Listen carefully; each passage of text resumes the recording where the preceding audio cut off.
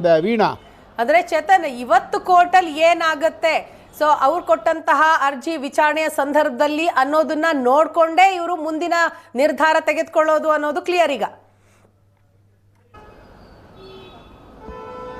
ಹೌದೌದು. ಯಾಕೆಂದರೆ ಇಡಿಗೆ ಆಪ್ಷನ್ಸ್ ಇರುತ್ತೆ. ಅಂದರೆ ಒಂದು ನೋಟಿಸ್ಗೆ ಉತ್ತರವನ್ನು ಕೊಡದೆ ಹೋದರೆ, ಅಂದರೆ ಇವರು ಕೂಡ ನೋಟಿಸ್ಗೆ ಏನಾದರೂ ಉತ್ತರವನ್ನು ಕೊಟ್ಟಿಲ್ಲ ಅಂದರೆ, ವಿಚಾರಣೆಗೆ ಹಾಜರಾಗಿಲ್ಲ ಅಂತಂದರೆ ಯಾವೆಲ್ಲ ಒಂದು ಪಾಸಿಬಿಲಿಟೀಸ್ ಇಡಿ ಬಳಿ ಇರುತ್ತೆ, ಏನೆಲ್ಲ ಆಗ್ಬೋದು ಅನ್ನೋ ಒಂದು ಸಲಹೆಯನ್ನು ಸಹಜವಾಗಿ ಪಡ್ಕೊಂಡಿರ್ತಾರೆ. ಅಂದರೆ ಅವರವರ ವಕೀಲರ ಬಳಿ ಈ ಒಂದು ಸಲಹೆಯನ್ನು ಪಡ್ಕೊಂಡಿರ್ತಾರೆ.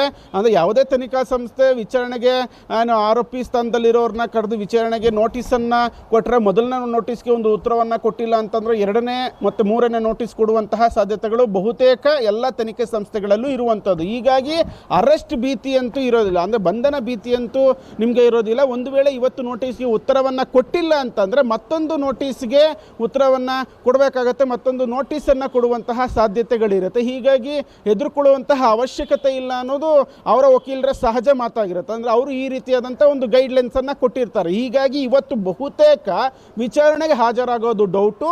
ಹೈಕೋರ್ಟ್ ವಿಚಾರಣೆ ಅಂದರೆ ಅರ್ಜಿ ವಿಚಾರಣೆಯನ್ನು ಯಾವ ರೀತಿ ನಡೆಸುತ್ತೆ, ಏನು ಆರ್ಡ್ರನ್ನು ಕೊಡುತ್ತೆ ಅನ್ನೋದನ್ನು ನೋಡಿಕೊಂಡು ವಿಚಾರಣೆಗೆ ಹೋಗಬೇಕು ಬೇಡವೋ ಅನ್ನೋದ್ರ ಬಗ್ಗೆ ಡಿಸೈಡ್ ಮಾಡ್ತಾರೆ. ಅಂದರೆ ಒಂದು ವೇಳೆ ಹೈಕೋರ್ಟ್ ಏನಾದರೂ ತನಿಖೆ ಏನು ಇನ್ವೆಸ್ಟಿಗೇಷನ್ಗೆ ಸಮಸ್ಯೆ ಮಾಡಬಾರ್ದು, ಅವ್ರು ಏನು ಇನ್ವೆಸ್ಟಿಗೇಷನ್ಗೆ ಅವ್ರಿಗೆ ಏನು ಕೇಳ್ತಿದ್ದಾರೆ ಅದನ್ನು ಕೊಡಬೇಕಂದ್ರೆ ವಿಚಾರಣೆಗೆ ಹಾಜರಾಗಬೇಕು.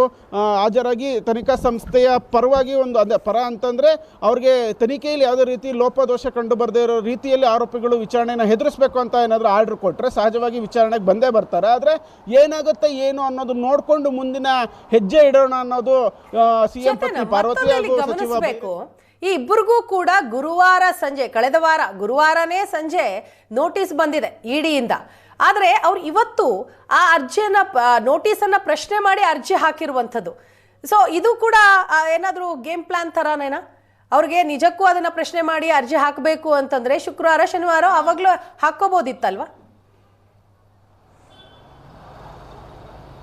ಅಂದರೆ ಶುಕ್ರವಾರ ಹಾಕ್ಬೋದಿತ್ತು, ಆದರೆ ನೋಟಿಸಲ್ಲಿ ಏನಿದೆ ಅನ್ನೋದನ್ನು ಕೂಡ ನೋಡಬೇಕಾಗತ್ತೆ. ಅಂದರೆ ಯೂಶಲಿ ಈ ಒಂದು ಕೇಸ್ನಲ್ಲಿ 17A ಅಡಿ ನೋಟಿಸನ್ನು ಆರೋಪಿಗಳಿಗೆ ವಿಚಾರಣೆಯ ನೋಟಿಸನ್ನು ಕೊಟ್ಟು ಒಂದು ವಿಚಾರಣೆಗೆ ಕರೆದಿರ್ತಾರೆ. ಆದರೆ ಆ ನೋಟಿಸಲ್ಲಿ ಏನಿದೆ, ಒಂದು ವೇಳೆ ನೋಟಿಸ್ಗೆ ಉತ್ತರವನ್ನು ಕೊಟ್ಟಿಲ್ಲ, ವಿಚಾರಣೆಗೆ ಹಾಜರಾಗಿಲ್ಲ ಅಂದರೆ ಏನೆಲ್ಲ ಪಾಸಿಬಿಲಿಟೀಸ್ ಇದೆ, ಈ ನೋಟಿಸನ್ನೇ ಪ್ರಶ್ನಿಸಿ ಯಾವ ರೀತಿ ಕ್ರಮವನ್ನು ನಾವು ತೊಗೊಳ್ಬೋದು, ನೆಕ್ಸ್ಟ್ ಏನು ಸ್ಟೆಪ್ ತೊಗೊಳ್ಬೋದು ಅನ್ನೋದನ್ನು ತಮ್ಮ ಕಾನೂನು ತಜ್ಞರು ವಕೀಲರ ಬಳಿ ಚರ್ಚೆಯನ್ನು ಮಾಡಿರ್ತಾರೆ. ಅಂದರೆ ನೋಟಿಸ್ ಒಂದು ಕೊಟ್ಟಿದ ತಕ್ಷಣ ಏಕಾಏಕಿ ಹೋಗಿ ವಿಚಾರಣೆಯನ್ನು ಹಾಜರಾಗಲೇಬೇಕು ಅಂತ ಏನಿಲ್ಲ. ಹೀಗಾಗಿ ಅರ್ಜಿಯನ್ನು ಕೂಡ ಹೈಕೋರ್ಟ್ಗೆ ಹಾಕ್ಬೋದು ಅನ್ನೋ ಒಂದು ಸಲಹೆಯನ್ನು ನೀಡಿರ್ತಾರೆ. ಮತ್ತು ಒಂದಷ್ಟು ಡಾಕ್ಯುಮೆಂಟೇಷನನ್ನು ಮಾಡ್ಕೊಳ್ಳೋದಕ್ಕೆ ಟೈಮ್ ಹಿಡಿಯುತ್ತೆ. ಅಂದರೆ ಗುರುವಾರ ಸಂಜೆ ನೋಟಿಸ್ ಕೊಟ್ಟಿದ್ರು ಕೂಡ ಶುಕ್ರವಾರ ಏಕಾಏಕಿ ಹಾಕೋದಕ್ಕಾಗಲ್ಲ, ಮತ್ತು ಶನಿವಾರ ಭಾನುವಾರ ರಜೆ ಇರುತ್ತೆ. ಶುಕ್ರವಾರ ಏಕಾಏಕಿ ನೋಟಿಸ್ ಹಾಕೋದು ಅಂದರೆ ಅರ್ಜಿಯನ್ನು ಹಾಕೋದು ಬೇಡ, ಇವತ್ತು ಹಾಕೋಣ ಅನ್ನೋದ್ರ ಬಗ್ಗೆ ತೀರ್ಮಾನವನ್ನು ಮಾಡಿರ್ತಾರೆ. ಮತ್ತು ಒಂದಷ್ಟು ದಾಖಲೆಗಳನ್ನು ಇಟ್ಕೊಳ್ಬೇಕಾಗತ್ತೆ. ಅಂದರೆ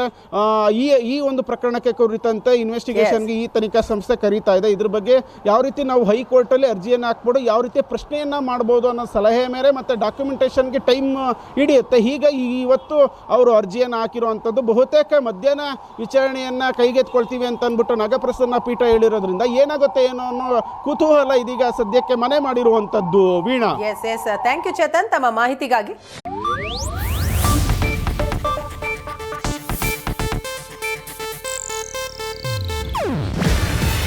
ಇದು ಏಷ್ಯಾನೆಟ್ ನ್ಯೂಸ್ ನೆಟ್ವರ್ಕ್ ಪ್ರಸ್ತುತಿ. ನೀವು ನೋಡ್ತಿದ್ದೀರಾ ಏಷ್ಯಾನೆಟ್ ಸುವರ್ಣ ನ್ಯೂಸ್.